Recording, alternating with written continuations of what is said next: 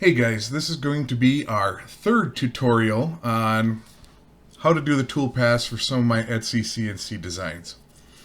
On Etsy, I have the CRV file, which is the Vcarve file for this Grinch, and I have the SVG file, and this is one I get a lot of questions about. And when you look at it, it's actually pretty daunting, but this is a Grinch bowl for Christmas. Now, I know we're kind of out of the season here, but I just started doing this. I've actually got the toolpaths already built in here, so we'll just kind of go through, explain what they're doing, take a peek at them, so you get a pretty good idea. I will, go slow so you can see some of the settings.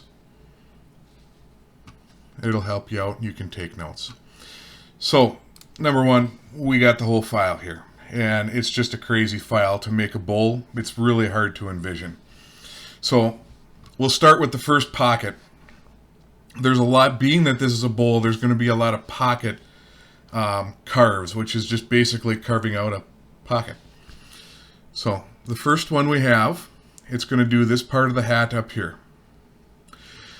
And we are no start depth, but we got about a 1-inch cut depth. We're using about an 1/8 inch tapered ball nose on it, so we'll kind of give you nice rounded edges on it. Again, we are ramping our plunge move, so we're not plunging right into that wood. We're just kind of easing into it. And then we're doing kind of a climb, so we're going, all around the outside. So this is going to start, it's going to cut in such a manner all the way through. I'm not that great with the mouse, but the machine will do it better. It will take 32 passes to do. And we'll calculate this one out, and we'll take a look at what it's actually going to look like.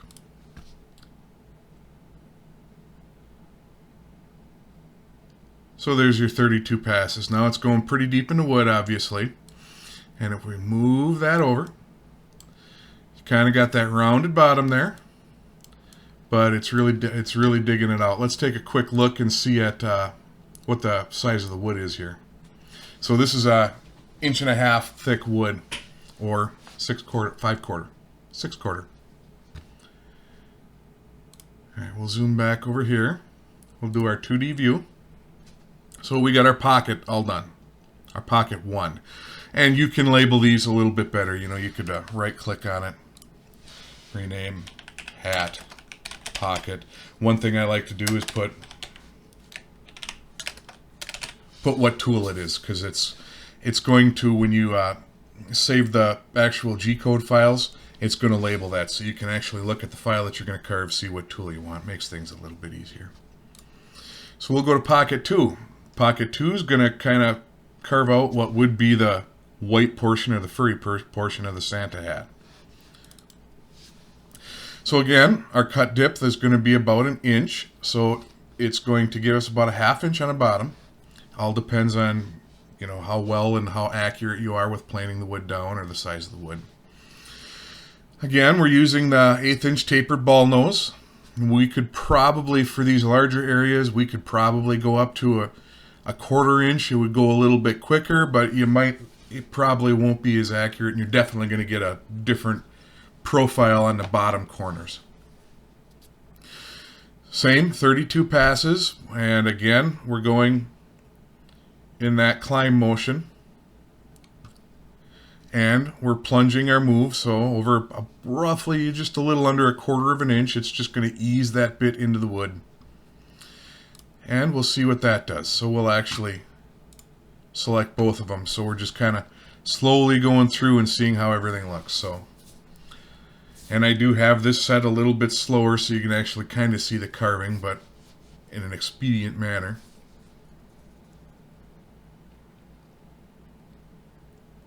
Alright, so here's the second part of it. Not exactly sure what you would actually put in this part of the bowl, but looks cool. Alright, let's head to our 2D view again. And again, you could change the name.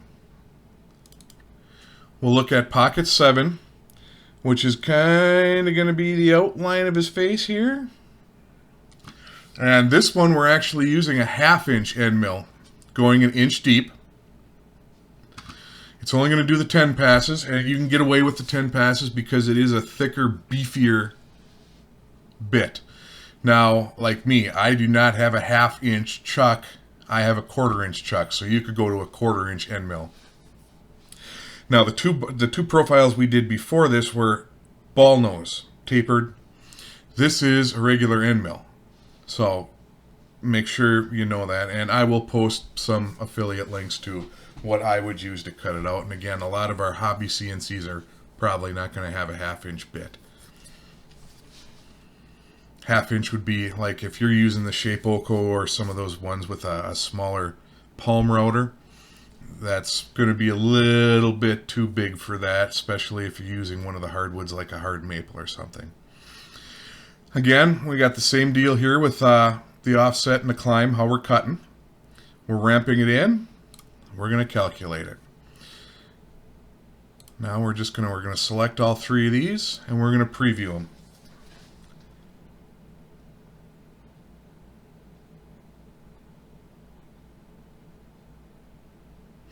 Alright, so here's the outline of the face. Now, I wanted to go through this kind of slowly so you could see the progression of it.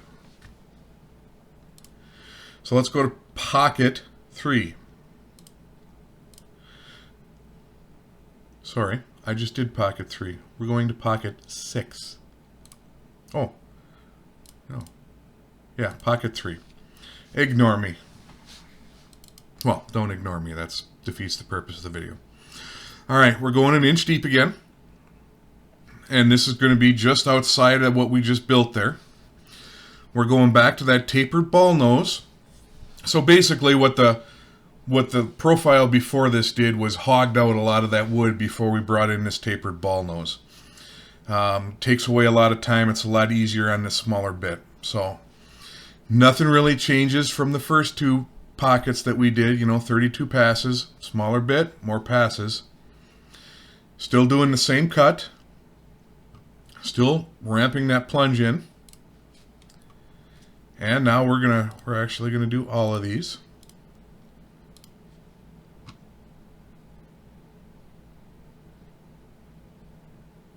I think now we're doing quite a bit of work here, so it's kind of cutting down on our time. But now you see that tapered ball nose is going to kind of get us those rounded edges in there. It's going to clean everything up. So now we can move on to pocket 6. Again, now we are only going, what, a little over 3/8 of an inch? I should really move to millimeters. That's what everybody's starting to use. So we're still using that 1/8 inch tapered ball nose. 12 passes on this one because it's not going as deep.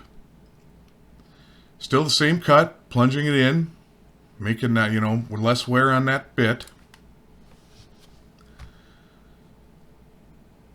And we'll preview that. So it's kind of getting us a little bit shallower of a cut for what would be the little ball at the end of the hat. Then we are going to profile 3. Now I got this tiny little area here, so this one's going to go pretty quick.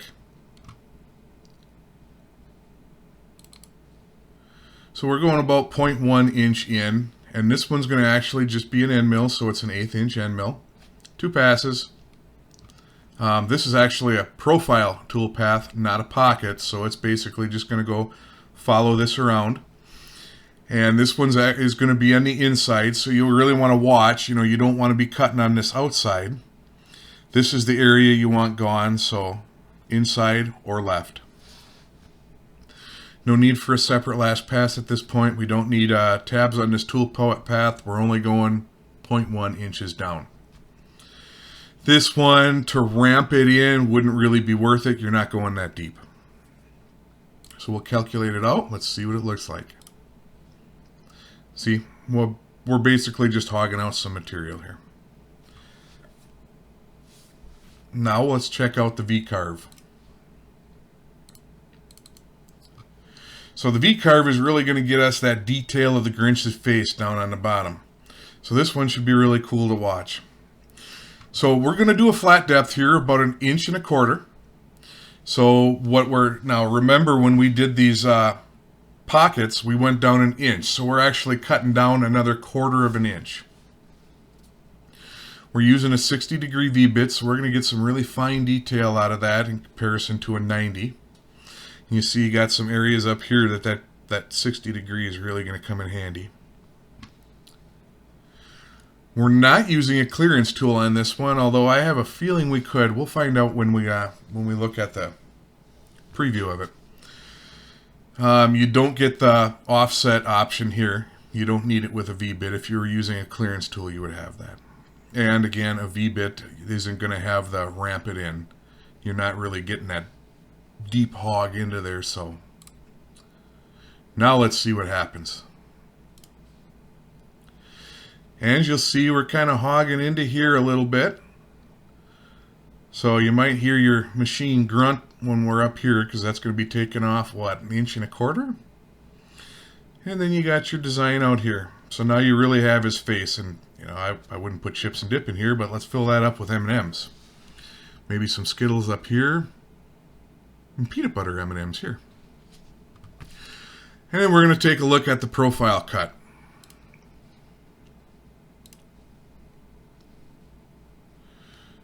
We'll double click on it. Profile cut's just basically going to get us that cut right around. So you're going to cut this bowl out now. So obviously, 1.5 inch thick wood. We're going to go 1.5 inches deep on it. So it'll probably throw in a little alarm to us to tell us, hey, you know, it's going to cut through. Now, this is designed to use with an 1/8 inch end mill. Now, some of these machines that you guys got, it only goes up to an 1/8 inch end mill. For this part, I would definitely use a 1/4 inch end mill. But if you're going to use the 1/8 inch end mill, you're going to want quite a few passes. And you are going to want to go slow. So lower your speeds and feeds down, because that 1/8 inch end mill just doesn't have that meat on it that's going to help you, especially if you're using hardwoods. And make sure it's sharp. I've broken a lot of bits learning this, so. We are actually, they set it up so it was offset a little bit, so we're not actually cutting on that line right there. They gave us a line here, so they're going inside and left to cut that out. No separate last pass, so you're probably going to want to run your, if you have not a drum sander, a spindle sander, probably going to want to run that through, you know, maybe a tiny little electric. You're going to need some detail sanding on this, no matter what. That's just the nature of the beast with woodworking. I would add tabs to this. I would not make them 1/4 inch. I'd maybe go 1/8 inch. And I'd put a couple tabs in there on the large flat areas so you can get a bandsaw or whatever and take them out. Try to put a tab in there, you're going to have a bad day. This one I actually would ramp again. I would ramp that in because you don't want to take that big cut into there, especially with an 1/8 inch bit. So we'll take a look at how it's going to cut out. Now I'm going to kind of get us our top down view, and we will preview this visible toolpath. And as you can see, we cut right through. Now I put those tabs in there, so you're not gonna, I can't get rid of this to give you the good show. Actually, I could quit being lazy and just take the tabs out for the show. And then that's gonna be your bowl. Now one of the things that I notice in here, alright, this, I'm not sure I really like how that looks. I would actually make that a pocket and not a profile in there. So I do that pocket at 0.1 inches. But now you see what you have for the bowl. It's actually pretty decent. You know, if you're going to actually use this bowl to put food in, I would either use a shellac or some type of more of a food safe oil. I am not going to really give any recommendations on finishes, as that's a really touchy subject, and there's plenty out there, plenty of debate out there for you to watch and make your own decision on it. If you're not going to use it for food, I would just do a spray lacquer on it, maybe give it a nice dye and then a spray lacquer. Really bring out that, bring out the grain in the wood. And if you're using it for a decoration, I would definitely use a figured wood. Now, this would look really good with a bird's eye maple. But this is actually going to be our design here. It's not as hard and daunting as what it looks like. You guys can always email me or message me on here if you have questions. I'm slowly working through, getting through a lot of my designs. I know this isn't really set up for average viewers to search for on YouTube. I'll be putting them right into Etsy links so you guys can have access to them. All right, until the next one, get out and do some carving, guys.